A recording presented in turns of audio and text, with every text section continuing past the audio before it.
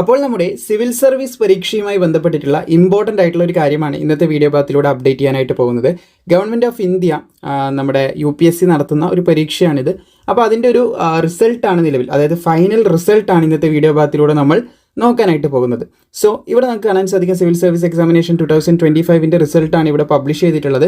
അവിടെ നമുക്ക് Indian administrative service, Indian foreign service, Indian police service പോലുള്ള സെൻട്രൽ സർവീസിലേക്ക് ഗ്രൂപ്പ് A ആൻഡ് Bയിലേക്ക് നിരവധി പോസ്റ്റുകളിലേക്ക് വിളിച്ചിട്ടുള്ള അപേക്ഷയായിരുന്നു മുൻപ്. നമ്മൾ ഡീറ്റെയിൽ വീഡിയോ ഒക്കെ മുൻപ് ചെയ്തിട്ടുണ്ടായിരുന്നു.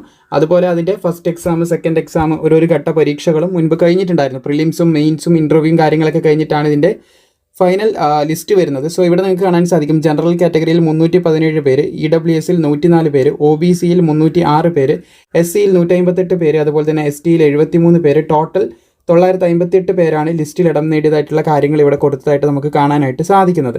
അപ്പോൾ ലിസ്റ്റിൻ്റെ ഡീറ്റെയിൽസ് ആണ് പിന്നീട് താഴേക്ക് വരുമ്പോൾ നമുക്ക് കാണാനായിട്ട് സാധിക്കുന്നത്. സോ റാങ്ക് 1ലേക്ക് നമുക്ക് കിടക്കാവുന്നതാണ്. ഇവിടെ നിങ്ങൾക്ക് കാണാൻ സാധിക്കും ആദ്യം കൊടുത്തിട്ടുള്ളത് നമ്പേഴ്സ് കൊടുത്തിട്ടുണ്ട്, റാങ്ക് 1, അതുപോലെ റോൾ നമ്പർ കൊടുത്തിട്ടുണ്ട്. അതിനുശേഷം നെയിം, ഔദ്യോഗാർത്ഥിൻ്റെ നെയിം, ഇന്ത്യയിൽ റാങ്ക് 1 ആയിട്ട് വന്നിട്ടുള്ള വ്യക്തിയാണിത്. Civil service main examination 2025 final റിസൾട്ടാണ് ഇപ്പോൾ നിലവിൽ വന്നതായിട്ട് നമുക്ക് കാണാൻ സാധിക്കുന്നത്.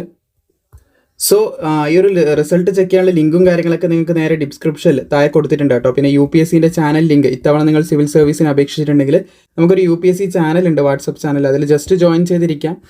അതിൽ അപ്ഡേറ്റും കാര്യങ്ങളൊക്കെ നമ്മൾ പ്രൊവൈഡ് ചെയ്യാറുണ്ട്. സോ മാക്സിമം സുഹൃത്തുക്കളിലേക്ക് ഷെയർ ചെയ്യുക. വീഡിയോ ഇഷ്ടപ്പെട്ടാൽ ലൈക്ക് ചെയ്യാനും മറക്കേണ്ട.